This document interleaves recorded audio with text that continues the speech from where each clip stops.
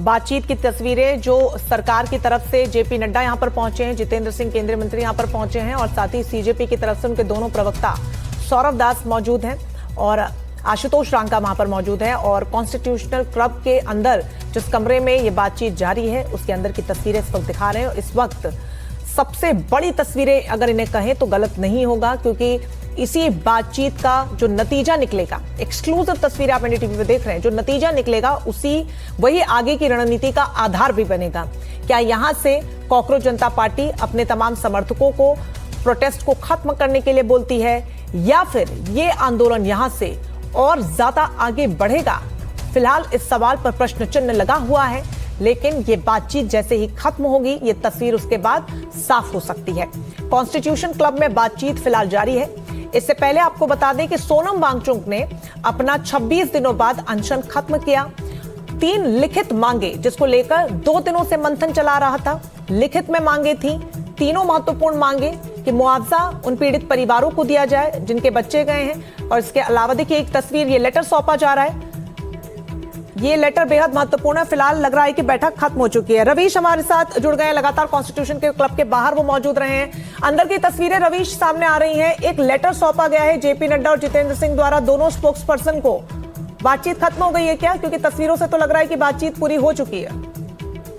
जी बिल्कुल, क्योंकि 1.5 घंटे से ये पूरी बैठक चली है। तकरीबन 12:45 बजे से ये बैठक शुरू हुई है और अभी जाकर ये जो बैठक है ये खत्म हुई है। अभी पोडियम लगा है यहाँ पर। हो सकता है कि मीटिंग खत्म होने के बाद में खुद जेपी नड्डा या जितेंद्र सिंह में से एक कोई मिनिस्टर यहाँ पर मीडिया से भी संबोधित करें, लेकिन अपना जो मांग पत्र है वो सौंपा है। कुछ देर के बाद में ये पता चल पाएगा कि ये मीटिंग सफल रही है, क्या ये प्रदर्शन खत्म करने पर कॉकरोच जनता पार्टी राजी हुई है या उनकी डिमांड पहले की तरीके से ही है या कुछ लचीला रुख अपनाया है।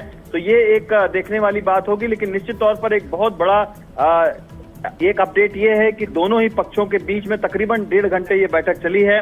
पहले ये जो बैठक है इसको बताया गया कि कॉन्स्टिट्यूशन क्लब में चलेगी, उसके बाद में विट्ठल भवन में कमरा नंबर 504 में ये पूरी बैठक चली है। 1.5 घंटा ये बैठक चली है और उसमें जो 3 डिमांड हैं वो प्रमुख तौर पर जो कॉकरोच जनता पार्टी की थी, उसमें पहली डिमांड उनकी ये थी कि शिक्षा मंत्री का इस्तीफा होना चाहिए। दूसरी डिमांड ये थी कि जो भी नीट परीक्षा रद्द होने के बाद में जिन लोगों की मौत हुई है, आत्महत्या किया है, उनके परिवार को उचित मुआवजा दिया जाए। और तीसरी डिमांड थी कि जो प्रदर्शनकारी हैं उन पर कानूनी कार्रवाई न की जाए। तो दूसरी और तीसरी डिमांड पर तो सरकार भी उसने रजामंदी का संकेत दिया था और ये कहा था कि किसी भी छात्र जो प्रदर्शन कर रहे हैं उन पर कोई कानूनी कार्रवाई नहीं होगी, और ये भी कहा था कि हम उचित मुआवजा देने के लिए भी आपस में विचार विमर्श कर रहे हैं। और जहां तक बात शिक्षा मंत्री की रही, आपको याद होगा तो कि 2 दिन पहले जो सोनम वांगचुक की चिट्ठी उन्होंने ट्वीट किया था, उसमें भी सोनम वांगचुक ने ये लिखा था कि शिक्षा मंत्री के इस्तीफे और शिक्षा में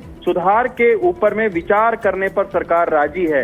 एक ये लाइन उसमें लिखी हुई थी। सवाल इसी से जुड़ा हुआ है रवीश, अगर यही 3 मांगे जो सोनम वांगचुक को लिखित में दी गई, अगर कॉकरोच जनता पार्टी को और उनके समर्थकों को ये मानना होता तो शायद ये बातचीत भी नहीं होती, क्योंकि ये तीनों मांगे तो वो भी मान चुके हैं और अपना अनशन खत्म कर चुके हैं। क्योंकि अभिजीत दिपके ने प्रेस कॉन्फ्रेंस जो की थी उसमें उन्होंने साफ कहा था कि शिक्षा मंत्री के इस्तीफे से कम कुछ भी स्वीकार्य नहीं होगा।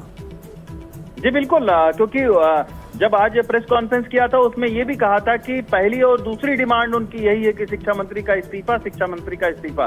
तो अभी तक तो उन्होंने अपने रुख में नरमी नहीं दिखाई है, जबकि खुद सोनम वांगचुक ने उनसे अपील भी की थी कि आप जो है अब चूंकि भी ये प्रदर्शन हिंसक न हो इसका भी ध्यान रखा जाए, और सरकार ने रजामंदी इन सारी बातों पर प्रकट की है। लेकिन जैसे ही सोनम वांगचुक के अनशन तोड़ने का तो स्वागत किया कॉकरोच जनता पार्टी ने, लेकिन ये उन्होंने साफ कर दिया कि अब जो है वो शिक्षा मंत्री के इस्तीफे से नीचे ये प्रदर्शन नहीं खत्म होगा।